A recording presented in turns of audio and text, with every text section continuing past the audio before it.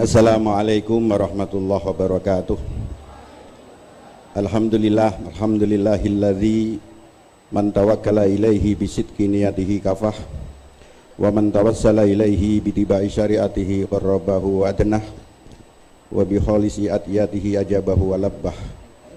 Wassalatu wassalamu ala sayyidina Muhammadin wa ala alihi wa ashabihi wa man hafadha dinahu wa jahada fisabilillah, amma ba'd. Haratul mutahharmin wabil husud Ibu Nyai Nur Haidah, Kiai Ahmad Khalid Dawan beserta seluruh keluarga besar Yayasan Perguruan Islam An-Nur Al-Kasab. Yang saya muliakan Profesor Dr. Kiai Haji Said Agil Siraj, Caimin Dr. Abdul Muhaimin Iskandar, hadirin hadirat yang saya muliakan. Ini sengaja saya minta duluan Caimin, karena kalau saya terakhir orang pada lari nanti kan. Jadi oleh karena itu yang terakhir nanti ya Kiai Said sama Caimin gitu kan.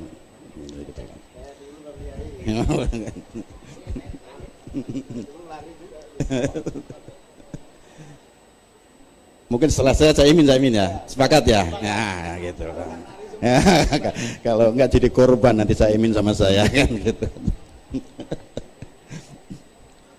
Hadirin hadirat, jadi kalau berbicara tentang buku ini ya berarti berbicara tentang Kiai Dawam. Kalau di sini mungkin sudah pada membaca bahwa begitu luar biasanya perjuangan Kiai Dawam, maka yang paling berjasa itu siapa? Bu Nyai Nur Haidah Dawam. Tepuk tangan untuk beliau. Itu perempuan, satu-satunya perempuan yang mampu tokoh Kiai Muhammad Baman awal menjadi seorang pendiri, kemudian seorang pejuang dan sebagainya. Itu yang pertama. Kalau nggak puji dulu saya nggak dikasih makan enak sama Bu Nyai gitu. Saya cuma ingin cerita dikit-dikit saja tentang beliau. Saya kurang lebih mungkin 20 tahun bersama beliau. Ketika saya kawin dapat anak buahnya Bu Nyai Dawam gitu loh. Oleh karena itu Pak Kiai Dawam minta pada saya bahwa Pak Masuri mukim di sini saja katanya. Saya sedang mendirikan Institut Agama Islam Salahuddin Al-Ayyubi. Ini gedung pertama dulu. Jadi gedung ini dibangun tahun 79 kalau tidak salah.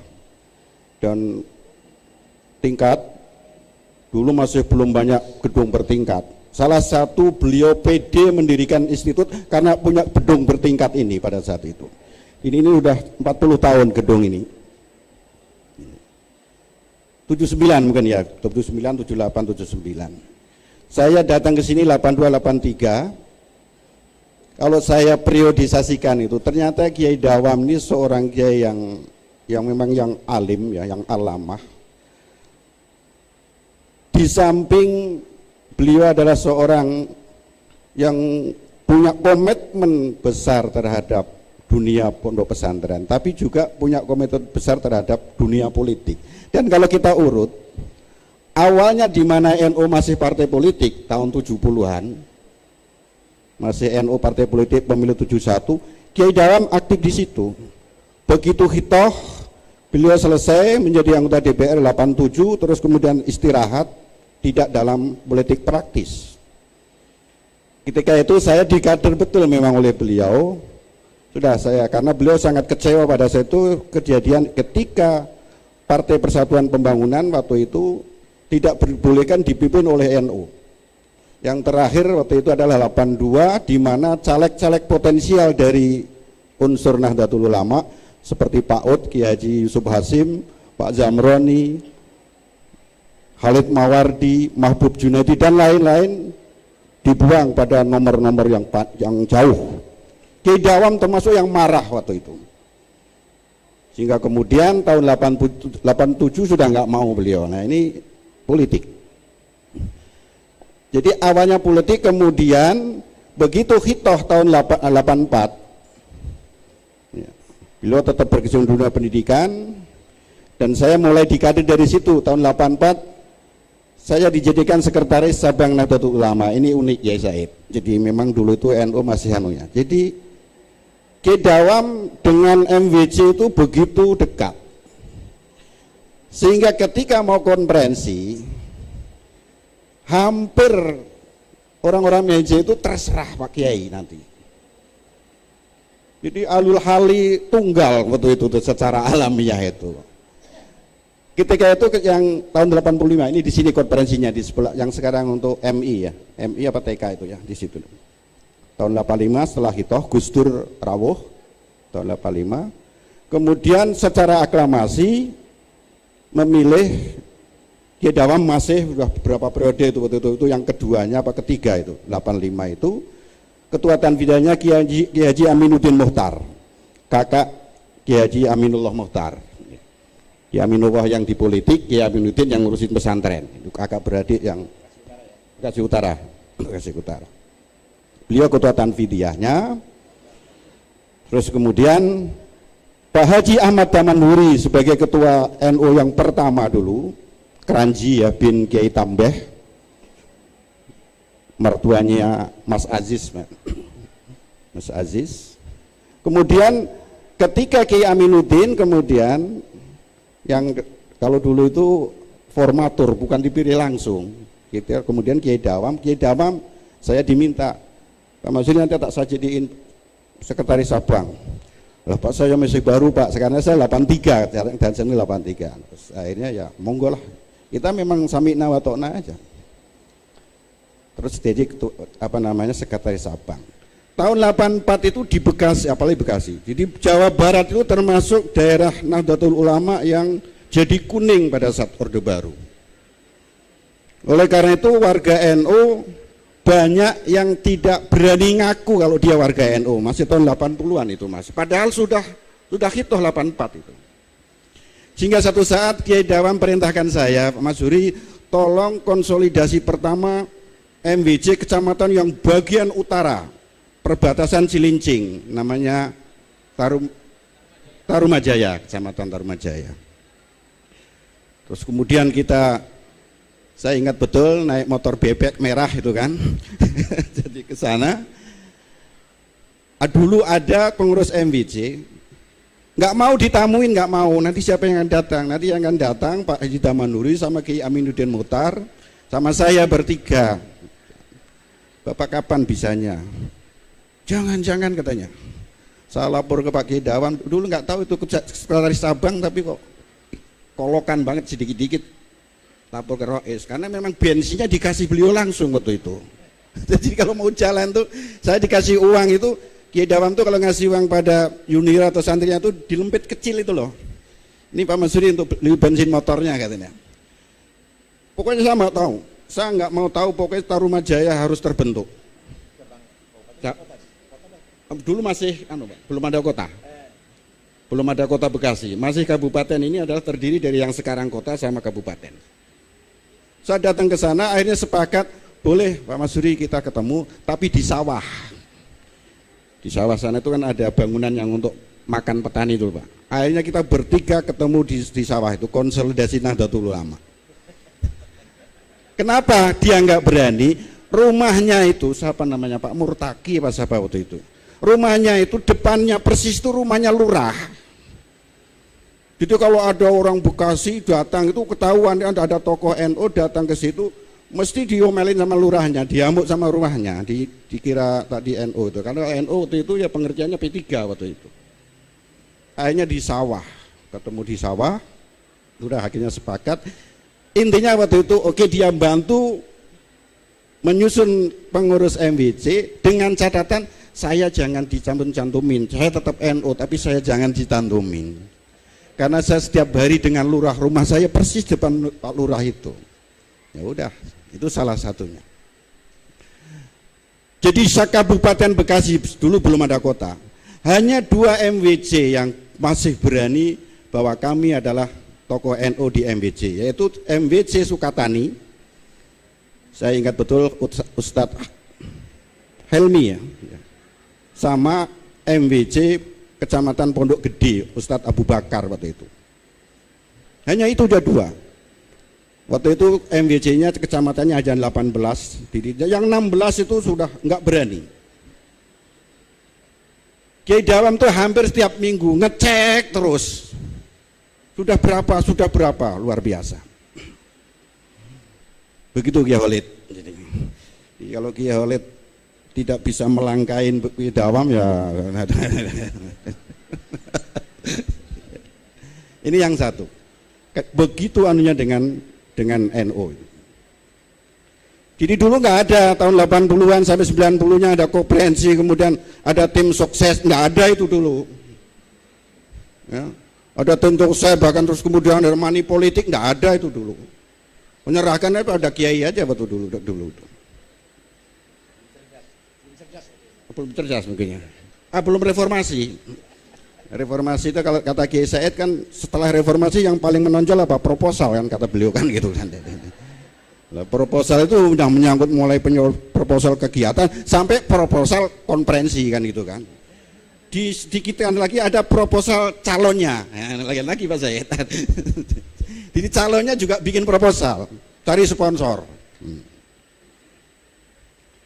Jadi begitu di tengah-tengah beliau concern terhadap perkembangan pesantren Yaping, termasuk waktu itu lagi awal-awal mendirikan institut ini ya. Tapi luar biasa karena beliau teman-temannya orang-orang hebat. Waktu itu saya tahu persis yang ikut ngajar di sini ada Profesor Khotibul Umam ya. Termasuk Pak Kiai Sukron dulu ikut ngajar awal-awal berdirinya itu. Soalnya Kiai Sukron dulu satu aliran sama beliau. Kiai Sukron kemudian, nah kebetulan juga ada Mbah Kiai Bisri Sansuri yang ketika itu beliau anggota DPR dari P3 yang tinggalnya di Jakarta ya oleh Kiai Dawam, kemudian seminggu sekali atau 2 kali waktu itu ikut ngajar di sini karena kebetulan Kiai Bisri Sansuri ini Kiai Sansuri bukan Bisri Sansuri apa? Sansuri Badawi. Orang Cirebon, bukan Mbah Bisrinya Caimin, bukan. Ya, asli Cirebon. Beliau gurunya Kiai Dawam. Nah, jadi anggota DPR. Terus kemudian diminta oleh Kiai Dawam ikut ngajar, kalau nggak salah seminggu sekali atau 2 kali. Itu luar biasa. Awal-awal ini saya di sini gurunya itu bukan cuma S2, S3 bukan, gitu. Tapi S9 itu kalau yang model Kiai itu kan. Jadi di tengah-tengah beliau lagi sibuk-sibuknya mendirikan perguruan tinggi, mengembangkan pesantren, tapi Nahdlatul Ulama nggak bisa ditinggalkan. Satu saat tahun 86, karena beliau tahu bahwa saya ini alumni Kerapia, saya ini sama dengan beliau, sama-sama sandinya Kiai Ali Maksum, cuman bisa nasib saja. Bukan nasib, dua-duanya, nasabnya beda, nasibnya juga beda kan itu jadi. Cuman dulu beliau senior saya waktu di Kerapia itu. Satu saat 86 saya dipanggil Kiai Dawam. Maksudnya bahasanya itu ya begitulah. Kiai Dawam itu orang yang apa ya? Ya tawadhu. Bahasanya begini, saya dikenalkan Kiai Ali dong katanya. Ya, memang waktu itu belum belum kenal ya. Masih udah Rois Suryah tapi belum kenal. Dan Kiai Ali kan belum jadi Rois Am waktu itu. Nah, boleh Pak katanya. Kebetulan, nah pas persis Kiai Mukhid baru datang ke sini, Mukhid Abdul Fatah, Dr. Mukhid Abdul Fatah, persis belum ada baru beberapa bulan. Udah Pak sekalian nanti sama Kiai Mukhid kan alumni Kerapia. Gitu. Akhirnya kita berangkat bertiga, biasa sama Pak Gomun, naik mobil, biasa mobil kol itu, ya, datang sana. Tahun 86-87 itu. Nah setiap di jalan kan pada hobinya itu sopir suruh berhenti, kita suruh beliau jalan. Ya terpaksa kita kan ikut jalan. Terus mobilnya ke sono dulu, nanti nungguin mobilnya. Begitu naik lagi jalan lagi, cari keringat katanya. Jadi waktu itu kan belum tua banget. Terus akhirnya ketemu sama Kiai Ali Maksum, terus ngobrol macam-macam. Nah ternyata Kiai Maksum itu sudah punya informasi tentang Kiai Dawam. Karena ketika saya matur duluan, Kiai Dawam, itu Kiai Dawam yang bahasa Arabnya top itu, nah Kiai Ali gitu. Nggih, udah. Begitu sowan Kiai Ali sama Kiai Muhid, karena ada Kiai Muhid itu adalah orang ya dari Mekah berapa puluh tahun ini lah, samalah dengan beliau. Akhirnya Kiai Ali langsung ngajak bicara bahasa Arab dengan Kiai Muhid dulu, terus Kiai Dawam biasa. Wah, mohon maaf, waktu itu Kiai Muhid termasuk yang merasa kalah dengan Kiai Dawam. Walaupun Kiai Muhid di sana puluhan tahun, di mana? di akhirnya berbahasa Fusha dengan Kiai Ali. Memang top sekali. Kiai Ali itu luar biasa bahasa Fushanya. Ya. Kalau santrinya seperti saya nggak bisa gitu loh. Nah, Kiai Dawam disitu ada dialog pakai bahasa Arab yang Fusha. Terus pulang. Nah, ini terus kemudian ini kaitannya dengan bagaimana beliau membangun sebuah komunikasi, akses silaturahmi kepada kiai-kiai. Terus kemudian yang kedua termasuk Mbah Dim Yati Rois Kaliwungu, itu juga kita dengan beliau. Yang ingin saya sampaikan adalah bahwa ternyata kiai, ulama, tokoh yang concern terhadap dunia pendidikan, dunia pesantren, tidak harus berarti dia itu buta politik kemudian mengabaikan politik, enggak. Ternyata beliau dua-duanya. Ya, kalau tadi saya katakan bahwa periode pertama itu di saat NU masih partai, ya beliau ya pesantren ya sekaligus NU. Begitu khitoh memang beliau istirahat di DPR-nya, istirahat tahun 87 sudah enggak nyalon. Ya disitulah kemudian dia mengkaderkan saya termasuk. Udah, Pak Masri ikut aktif di P3. Jadi 10 tahun, 87 sampai 97 beliau tidak langsung kiprah di di partai politik, enggak, P3 enggak. Tetapi perkembangan. Jadi itu. Yang saya heran ketika reformasi. Ketika Pak Harto mengumumkan bahwa beliau mundur waktu itu, lengser itu tanggal 21 Mei 1998. Pak Kiai Dawam nelpon saya pagi-pagi, kira-kira setengah 6 itu, pagi-pagi nelpon saya. Pak Masuri, tolong sampaikan ke Kiai Holil atau ke Kiai waktu itu kan tokohnya di Jakarta, ke Kiai Holil, Pak Matori, terus siapa lagi itu, ada banyaklah, ada Pak Amru, siapalah waktu itu, P3 waktu itu. Tolong sampaikan Kiai Holil, ini kita NU harus bikin partai. Itu tanggal 22 kalau tidak salah. Nelpon saya di rumah. Dulu belum ada WA, belum ada HP, di masih telepon itu. Jadi kita jauh kalau ada telepon dering itu lari itu, saking senengnya nerima telepon. Kalau dulu kan begitu ya. Dia bilang tolong sampaikan ke Pak. Nah terus kemudian itulah kemudian di Jakarta dilakukan upaya-upaya pendirian partai, dan saya ikut. Saya suruh nemenin Kiai Dawam ke Rembang, pertemuan pertama waktu itu di Rembang. Di sana terkumpul dengan Kiai Holil, dengan Gus Yusuf dan lain-lain, itu di Rembang. Jadi kalau saya runtut bahwa Kiai Dawam luar biasa, di samping tetap pesantrennya pendidikan, tapi perkembangan politik luar biasa, masih menjadi concern beliau. Sehingga terakhir ketika beliau jadi anggota DPR RI bersama-sama Cak Imin ini ya, 99 2004 itu, beliau katanya kalau cerita di kantor yang situ itu, saya kayaknya enggak betah lama Pak Masuri kalau di DPR itu. Kenapa Pak Dawam? Saya maunya kan ini hukum harus dirubah, ini harus dirubah, ini dirubah itu kan, itu kan gitu. Saya maunya kan hukum positif yang memang kira-kira belum Islami ya kita rubah, tapi ternyata kan ruwet prosesnya. Waduh, saya kayaknya. Jadi beliau itu sedih, satu sisi sedih. Itu di akhir-akhirnya itu. Jadi, Bapak-bapak dan Ibu sekalian yang saya muliakan. Terus ketika dengan Gus Dur.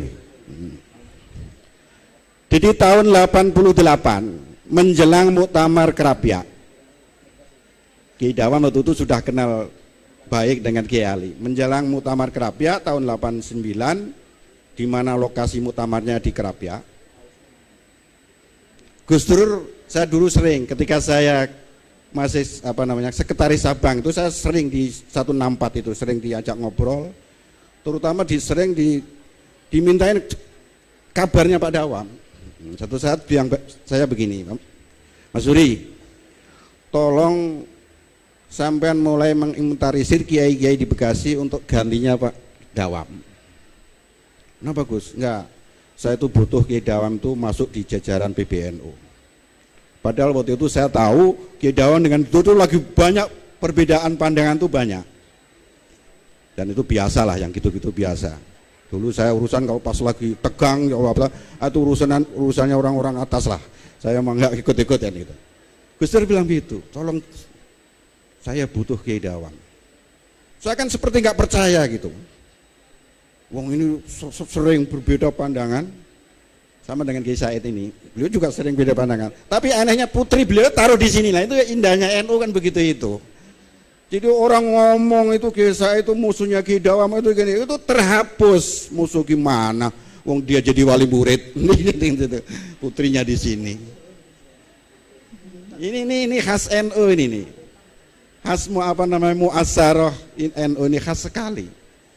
Sama dengan Gus Dur, waduh, Kiai Dawam ini ada Kiali nih. Nah, ini Kiali ini pejah-kejang dari Gus Dur dulu kan ya. Padahal ini di sini, pokoknya gitu. Tetapi anehnya Gus Dur justru bilang sama saya, tolong siapkan nanti untuk Rois ganti Pak Dawam, karena saya butuh Kiai Dawam masuk di jajaran Suriah.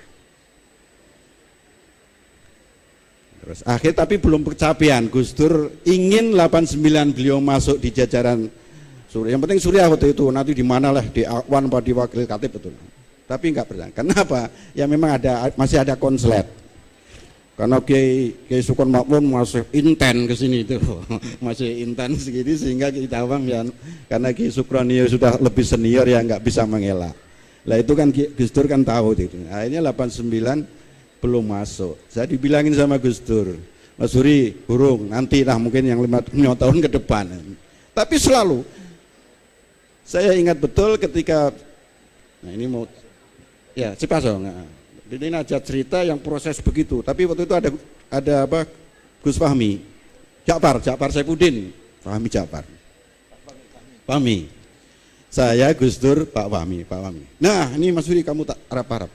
Pokoknya tamu tak tugasi bagaimana Kiai Dawam nge-in sama Gus Dur tawa waktu itu kan.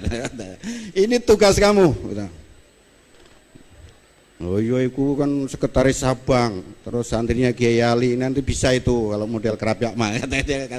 Apa Gus Dur kan lem saya begitu. Satu saat ada hal-hal yang gitu, akhirnya satu saat saya bilang sama Kiai Dawam pulang, Pak Kiai ini Gus Dur kepengin datang di Yaping katanya. Bener. Padahal Gus Dur nggak bilang begitu, nih gawe-gaweannya saya aja gitu loh. Terus begitu itu terus ya boleh diatur aja Pak Musiri. Ya apa di kuliah umum pas saat mahasiswa atau gimana, apa seminar apa halakoh. Sip lah. Begitu saya sowan Gus Dur lagi, Gus, ini Pak Kiai Dawam menginginkan jenengan rawuh ke sana. Kita bolak-balik aja begitu kan gitu. Ya boleh. Ini kebetulan mau ada seminar, terus akhirnya seminarnya di sini, di ruangan ini dibuka bersama dari profesor dari LIPI waktu itu, Gus Dur sini. Habis itu Gus Dur ke dalam, terus masuk rumah yang tua itu. Gus Dur pertama masuk itu, Pak Dawam, saya itu paling kerasan kalau masuk rumah-rumah tua begini. Pokoknya Gus Dur paling pinter lah yang gitu-gitu tuh. Dulu kan rumah-rumah yang dulu ya, rumah tua dulu bukannya ini. Saya tuh paling adem kerasan kalau masuk rumah-rumah tua begini. Ya dari situlah kemudian mengalir. Jadi apa yang diisukan kan. Nah tahun 94 ketika muktamar Cipasung, saya juga yang berangkat sama beliau. Saya waktu itu yang ikut registrasi mendaftarkan kepada beliau. Saya ingat betul waktu ada beliau sama Pak Matori gitu ya. Kemudian begitu Kiai Dawam itu sore sebelum maghrib bilang sama saya, Pak Musri saya mau pulang dulu, saya ngajar katanya. belum selesai itu. Begitu malam, pagi sudah pemilihan, Gus Dur menang tahun 94, saya dikasih tahu sama Gus Dur, Kiai Dawam tak angkat jadi Katib Am. Kaget saya. Saya waktu itu perkiraan saya itu masuk Akwan gitu loh. Paling banter wakil Katib gitu loh. Perkiraan untuk apa nanuan saya itu. Kita Gus Dur bilang, tak jadikan Katib Am. Kasih tahu di mana kita. Sudah kundur Gus, ya udah nggak apa-apa, kami kasih tahu aja. Karena padahal sudah pulang sore, karena katanya ngajar. Akhirnya pagi-pagi saya telepon dari telepon umum itu di apa Tasik itu kan ada banyak telepon umum yang baru-baru itu karena muktamar ya. Berkahnya muktamar tuh telepon umum kan banyak banget. Saya telepon Kiai Dawam masih pagi-pagi menyampaikan bahwa Pak Kiai menjadi Katib Am, pengurus besar, dan Rois Amnya Kiai Lursiat. Ya udah waktu itu ya udah terserah Gus Dur katanya, saya memanut aja sama Gus Dur ya udah. Jadi saya, nah di saat Gus Dur waktu itu betul-betul klimak di apa 94 muktamar beliau dijadikan Rois apa Katib Am, justru Dr. Fahmi siapa? Ja'far Saifuddin Fahmi itu di situ mulai berseberangan sama Gus Dur. Ini unik nih, dia yang apa memerintahkan saya agar kedua tokoh ini bisa masuk di PNZ. Di saat yang bersamaan begitu masuk, malahan beliau yang nugaskan saya, beliau memulai berhadapan sama Gus Dur. Jadi inilah sisi-sisi yang saya lihat, yang saya amati. Jadi intinya ini harus diteruskan, terutama para santri, ya para alumni ya. Laqad harasu hatta akalna. Kiai Dawam, Pak Haji Abdillah ya, mertua beliau yang awal mendirikan ini sebelum mencari sosok pemuda di YIN gitu kan. Karena dulu ada mak jumlahnya juga di sini, Pak Bukhari tetangga saya, saudara saya namanya, sama-sama di YIN. Itu yang bagaimana agar Kiai Dawam itu bisa jadi orang sini terus. Jakarta. Ciputat. Kiai Dawam kan di Ciputat. Nah, ada salah satu temannya di sini namanya Ustaz Bukhari yang tetangga saya, ya saudara saya. Itu yang nganukan. Kemudian jadilah dengan Kiai Nur Haidah Dawam itu. Karena beliau ternyata Bunya itu kan muridnya Kiai Dawam. Ada min babi al ustad yakul tilmid. Jadi itu luar biasa. Laqad harasu hatta akalna. Kiai Dawam, Pak Haji Abdillah, siapa tokoh-tokoh sini dulu ya, Haji Abdul Ain, Haji Sadli dan kawan-kawan. Hatta akalna, sehingga Tambun menjadi sentral lembaga pendidikan Islam sampai hari ini. Oleh karena itu para alumni Ki Khalid dan semuanya wal naghras hatta yakulaman ba'dana. Enggak bisa enggak. Harus. Wong kita cuma neruskan enggak. Beda sama Kiai Dawam. Saya sering ya, mohon maaf, saya sering. Kiai Dawam itu kiai karir. Bukan Gus seperti Gus Solid, bukan. Kiai karir yang putranya Pak Haji Anwar yang ya mohon maaf, ya ustadz di kampung lah, bukan kiai besar yang punya pesantren, bukan. Tapi bisa menjadikan Muhammad Dawan Arwan jadi ulama besar, ini kan luar biasa. Ini harus saya katakan, saya bukan apa-apa. Jadi Kiai Dawam bapaknya itu orang kampung. Tapi Kiai Dawamnya Muhammad Dawam menjadi orang besar, orang pandai, alamah. Kemudian ini yang saya katakan kiai karir. Nah, kalau kiai karir biasanya menelurkannya Gus. Nah, Gus Solid ini. Kalau Gus Solid ini punya keramat, tapi keramat gandul. Gara-gara ada Kiai Dawam. Kan gitu kan. Jadi karena itu ada sini jadi catatan. Kalau Kiai Dawam nggak bisa lah, kita niru nggak bisa jadi kiai karir itu. Sama kalau kita bicara ngobrol di daerah Jawa Tengah sama Mbah Dim Yati Rois itu kiai karir, putranya kiai tapi ustadz kampung, tapi bisa menemukan ini. Oleh karena itu yang alumni, yang putra-putrinya kan sebenarnya tugasnya ringan karena cuma melanjutkan kan.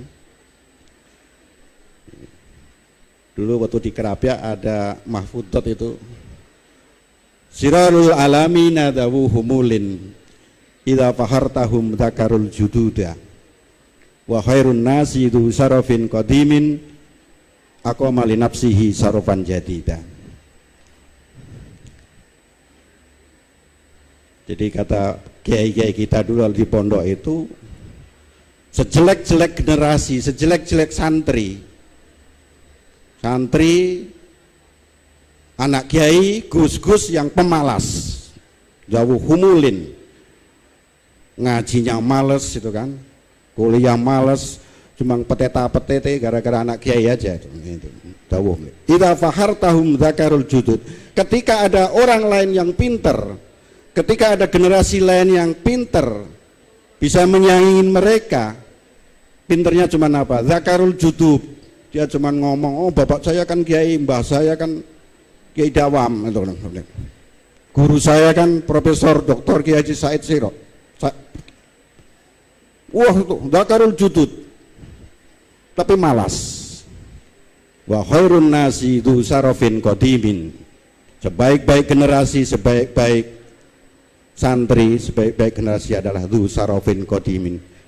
Kelompok orang yang punya sejarah kemuliaan seperti Kiai Dawam. Nah, Kiai Dawam itu bagian daripada khairun nas du sarafin qadimin aqama li nafsihi sarafan jadida. Beliau punya sejarah kemuliaan yang hebat. Kenapa? Santrinya Mbah Hasyim Asy'ari, santri Pondok Tebu Ireng, sampai jadi alim, mondok bertahun-tahun, macam-macam berjuang, ini itu sarofin qadim, punya kemuliaan yang luar biasa.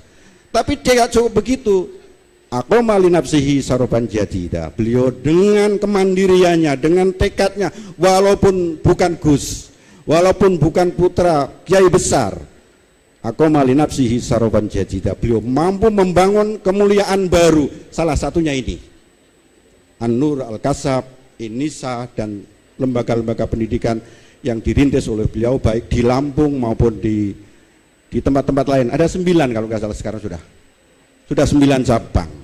Ini yang saya menurut guru saya ini yang aqama li nafsi sarofan jadida. Beliau mampu membangun kemuliaan baru. Saya kira itu saja.